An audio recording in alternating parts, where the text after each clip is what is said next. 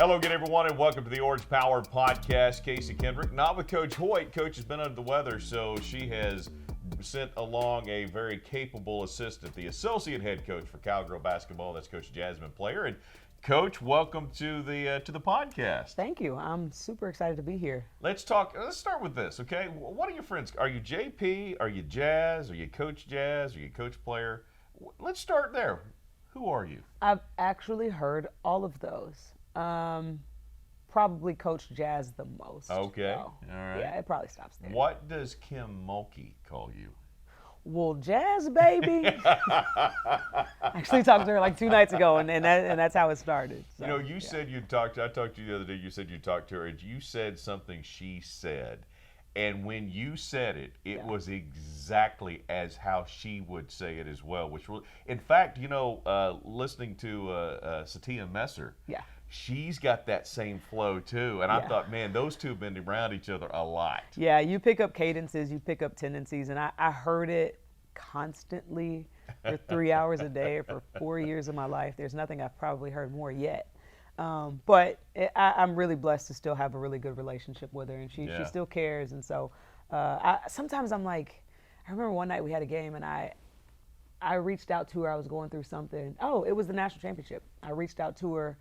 I was at the Final Four, and I had a question about something else, and she reached back out like that night, and I was like, Coach, like, no, I meant like the text could have said like reach out to me after, and she called that night and like didn't care, and I was like, this lady's crazy. But I'm just super excited that I still have a relationship with her. Well, and she went on to win the championship, so it wasn't a distraction. She it was did. a good thing, yeah. Which she's done an awful lot. You know, you have, again, obviously, you know, we at Oklahoma State suffered through your time at Baylor. There was an incredible run there for her, but you have that influence. You have spent some time in several places, including Kansas. Of course, here at Oklahoma State, you've been across the Big 12. Talk about all the influences and the things that you're taking in to help make you the coach that you are. I mean, there's so many good stops that you've been and with good coaches that I'm sure you're kind of picking it all and putting it all together somewhere. Yeah, I mean, it's a really cool collection. Like when I first started coaching, I didn't know it would be this. And now that I'm a recruiter, like I'm always like, man, like the person you play for in college is so important, because that's a connection you could have or not have for the rest of your life. And so I didn't make it I didn't know Coach Mulkey was going to be this person then. And now I'm just like, man, I'm so honored and like blessed to have this relationship with you. And then throughout my coaching journey, I just think about it from a basketball standpoint. Like I randomly, through Coach Mulkey, went and coached at Maine for Richard Barron, who taught me the Princeton offense and an amoeba zone defense. And those are two things that I've never heard of again since him. And then I went out to LMU in LA, and it was all dribble drive and press, which is completely different from Princeton offense. So now I randomly know dribble, drive, and press. And then from there, I went and worked at KU with Coach Snyder, who is a, whistle every single time his players get the ball and call something. So very little motion and more, I'm going to play with the puppet strings and control the whole game. And then SMU was kind of my first shot at like associate head coaching, where like I had some say-so and control, and I could kind of try to tweak things and find things that worked that I've learned along the way. And then here's kind of been the same thing. So I think it's just the influence of people that you've worked with. You know, the way Coach Hoyt does it is very different from anyone else I've worked with, but it's all things that I can put in a collection and bank, because they all help moving forward. Well, and you know, one of the things, and we were just laughing about this before we started, you know, you are you wear a lot of your emotions, you control them. You don't show, a lot of people wear their emotions on their sleeve. You seem to be in control of JP all the time, right? I don't care how crazy or chaotic, there's got to be a calm, and you have a sense of calm. Does that serve you well as a coach? And sometimes you need to go, okay, now I need to get the calm out, and I need to get after somebody a little bit. All right, so the trick is you save up the chaos, right? And so they're used to seeing me calm. Not like that it lacks intensity. You just know what you're going to get every single time because it's consistent. And I think a lot of times our young women are 20 years old. Man, their lives are kind of all over the place. They could wake up and read the wrong thing on their phone, and all of a sudden they're high or low. And so I just try to provide a consistent like calm demeanor at all times. And so the times that I do need to get high, they really respect the high. Yeah. Anytime that I could be too low, those, hey, what's wrong with you? Like immediate, like, hey, what's going on? And so I really do the best I can to be as stoic as I can for the team, because in the whole program there are highs and lows. And so I try to be the person who, like, you know, a kid will come up and she's freaking out about a test. Anna Gretz is the one. Like, she is gonna freak out. And Baylor morning, we played Baylor Saturday or Sunday. It was Sunday actually. And she texted me the night before. I have the Baylor scout. She texted me. Said, Coach, I'm gonna come up tomorrow morning at 8. I need to talk. So I'm freaking out. I'm like, oh my God, what's wrong with our PG1 the night before playing? Like, did I not make something clear? She comes up and she's like, my major. I'm like, oh, okay. Like, let's just get you from 25 to 50 before we play in 5 hours. But she knows, like, if she comes in crying, if she comes in too intense, like, I'm going to kind of get her back to, like, okay, what's the principle in all of this? And so. Is that how Kim did it? Was Kim stoic? No. But what I've learned from her is, like, she is a master motivator. I've never, like, I went over to the Marriott or wherever they were staying in Dallas at the Final Four, and I remember listening to her talk to her team before the game, and I was sitting there and I was getting the same chills I used to get when I played for her, and I was like, man, if there was a wall right now, I'd run through it for her. Like, whatever the wall is, she just knows how to, like, use things to make you want to run through a wall for her. And so, not very stoic, very high, but motivates you to be your best. You know, and this is not about Kim Mulkey, right? I get that, but again, I think if you've been in the Big 12, this league has been influenced heavily by Kim Mulkey, and I think there's so much respect for her and what she's done for the game. If you're not in that program, you probably don't even like Kim Mulkey, right? I mean, Kim is so good at drawing attention away from the players in a negative standpoint and giving them the attention when they deserve it. Yeah. But she absorbs the blows. You know, it's just she is so good at manipulating is probably the right word, right? Yeah. She can manipulate the situation and create exactly what she wants. That is such an incredible skill that Kim Mulkey has. I don't even know how you get that skill. Yeah. I have no idea, but you described it to a T. I just don't know how she does. Like, I don't know if she lays at home and thinks about it. I just don't think she does. Like, she just, you call and she's randomly singing country in the background, and I'm like, where are you? So I have no idea, but that's the skill. Yeah, the skill. you know, and obviously every team's trying to get to that. And with this team, let's talk about the skill on this team. Coach, you know, I know the numbers are down, but when you start with Anna Gretz and Quincy Noble and Leor Gerzon and Hannah Gusters and Staley Hurd as a freshman, and then Riley Langerman, that blue collar coming off the bench, and the unbridled passion of a praise. Yeah. I know it's small.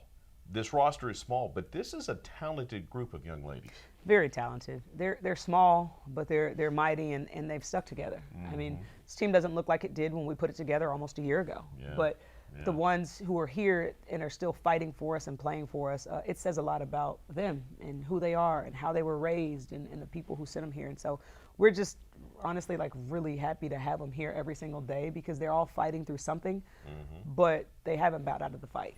And so that's one thing we really respect and appreciate about all of them. Well, when you're talking about, and let's just be completely honest, right? And Coach Hoyt was very open and honest about the performance against Houston.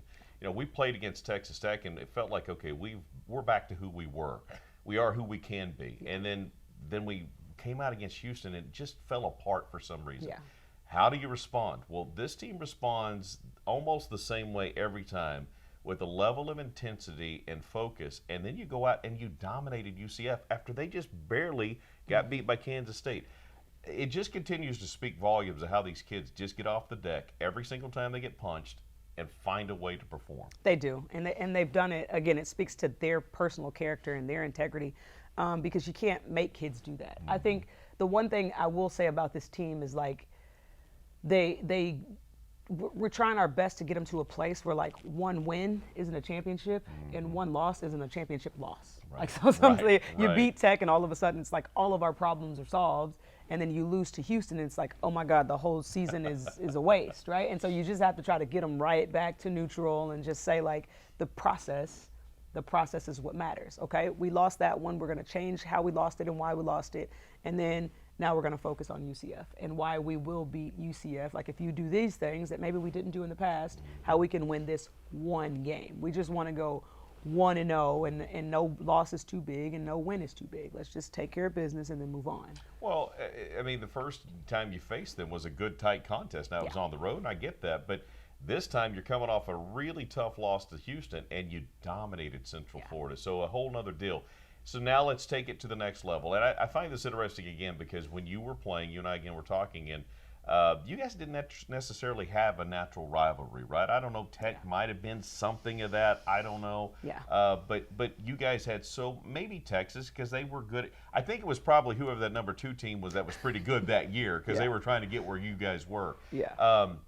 This one on Saturday is huge, and it's huge because it is Bedlam. It's huge because it's this conference opportunity, a chance to get on a roll as we head into postseason. I mean, but from your standpoint, it's not the emotional side. It's about the chess match that's presented before us. Yeah, I think we played them. I think back to the third time. I mean, we played them twice last year, once this year, and every game has been close. Like none of them, and probably all 3 of those games we've led at some point. I think last year I just remember distinctly being there.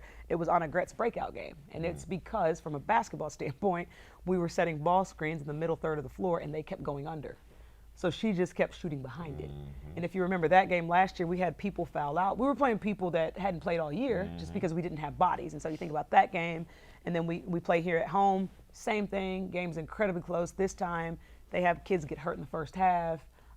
They change how they play on a Gret from a basketball standpoint. They learn their lessons. So, and then the first time we play them here, Hannah was coming off an injury. So she didn't even start that game. So that was very different. And so from a basketball standpoint, I think we match up pretty well. I think the last game, the way I explained it to our kids in film was, when you're a competitor, I go to the rec here at the Colvin every morning, and I'm a competitor. So I get on the treadmill, and there's someone who's been on there for 45 minutes. I have no idea. I just walk in, I get on, I turn it on. Well, that person is like listening to their podcast, minding their business, and I'm in a race. Like they have no idea. But like I'm trying to beat you. And that's what OU's transition offense is. Like you think you just made a basket and you're just trying to get back down the floor. They are racing you. And so I think you can't get, like offensively, we can't get caught up in the race. Defensively, we have to race every single time. We can never miss the gun. And so I think sometimes in that game, we got lost a little bit defensively, and then we joined the race offensively.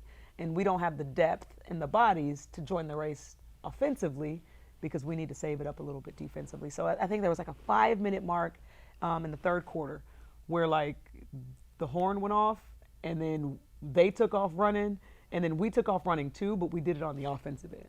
And then it was harder to control the pace of the game. And so we'll show them, we'll adjust, but I think from a basketball standpoint, that's really important.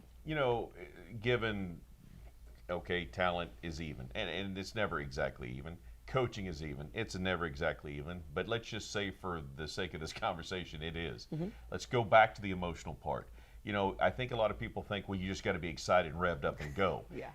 On the road, down there, Bedlam, it's going to be a crazy atmosphere. It may not be the revved up emotion. It may be that calm, keep myself calm, hold the emotion in check more than trying to rev it up. But you've got to be able to go back and forth because the game will dictate different needs emotionally, and that's what makes Bedlam so special. It means a lot. I mean, and that's one thing, like with us, we're in charge of coaching young women who are very emotional. Like that's just naturally how we are, right? It's trying to get them to control the emotion because the problem with operating off emotion is sometimes you feel really good and sometimes you feel really bad. We can't take the bad. You're not going to feel good for 40 minutes, and so we can't take the bad. We just need the good part. So let's just find a neutral and stay there. And so I think let's be really emotional after we win. Yeah. Like we can be as what do y'all want to do? Brahms it is. Like what is it? And so I think trying to control it and just know you can't fully control it, but just try to get them to a place where we can kind of get the emotion channeled to the mission in the process. And then when it's over, we can celebrate the win. It's going to be a lot of fun. It's Saturday, Bedlam for both the men's and the women, so it's just a Bedlam Saturday for Oklahoma State. Coach, good to have you here. Good to talk to you, and best of luck on Saturday. Thank you. All right. With that, that's going to wrap things up. Appreciate you joining us for Coach Jhasmin. I'm Casey Kendrick. We'll see you next time on the Orange Power Podcast.